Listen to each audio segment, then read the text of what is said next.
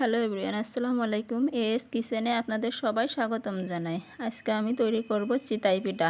চিতই পিঠা কীভাবে খুব সহজে পারফেক্টভাবে বানানো যায় সেই রেসিপি আজকে আপনাদের সাথে শেয়ার করব। তো চলুন দেখে নেওয়া যাক। প্রথমে একটা চুলায় পাত্র বসিয়ে দিয়েছি, পাত্রের ভিতর দিয়ে দিচ্ছি পরিমাণ মতন পানি। এই পানিটা হালকা কুসুম গরম করে নিব। পানিটা কিন্তু গরম করেই নিতে হবে। এখন নিয়ে নিয়েছি একটা পাত্রর ভিতর দিয়ে দিচ্ছি চালের গুঁড়া।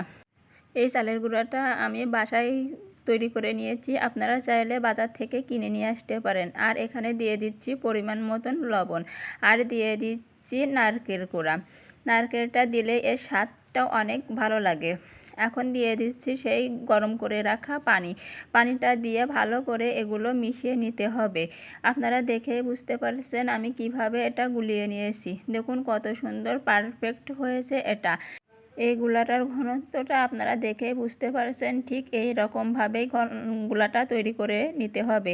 এখন চলে যাচ্ছি চুলায় একটা মাটির ছাঁচ বসিয়ে দিয়েছি। ছাঁচটা ভালো করে পরিষ্কার করে নিচ্ছি। ছাঁচের ভিতরে এভাবে তেল মাখিয়ে নেবেন, তাহলে পিঠাটা ভালো করে উঠে আসবে। এখন এর ভিতরে দিয়ে দিচ্ছি সেই গুলিয়ে রাখা গুলাটা। একটা চামচের সাহায্যে এভাবে গুলাটা দিয়ে দিতে হবে ভালো করে। গুলাটা এখন আমার দেয়া হয়ে গিয়েছে। এখন একটা ঢেকনির সাহায্যে ঢেকে রাখবো 2 মিনিটের জন্য। 2 মিনিট পরে ফিরে আসছি। দেখুন আপনারা দেখেই বুঝতে পারছেন এটা কত সুন্দরভাবে উঠে আসছে।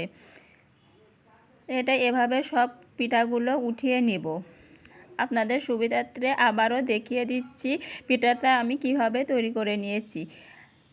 পিঠাটা যতবার উঠাবো ঠিক ততবারই এইভাবে তেল দিয়ে মুছে নিতে হবে, তাহলে পিঠাটা ভালো সুন্দরভাবে উঠে আসবে। আবারও গুলাটা ভালো করে ছাঁচের ভিতরে দিয়ে দিচ্ছি, ঢেকে রাখবো 2 মিনিটের জন্য। এটা কিন্তু কম আঁচে জাল দিয়ে নিতে হবে, তাহলে পিঠাটা ভালো আসবে। আপনারা এভাবে একবার হলেও পিঠাটা তৈরি করে দেখতে পারেন, এটা খেতে কিন্তু দারুণ লাগে। আমি এই পিঠাটা মাটির চুলায় বানিয়ে নিয়েছি, আপনারা চাইলে এটা গ্যাসের চুলায়ও বানিয়ে নিতে পারেন। দেখুন কত সুন্দর পারফেক্টভাবে তৈরি করেছি এই পিঠাগুলো। আজকের ভিডিওটা এখানেই শেষ করছি। আল্লাহ হাফেজ।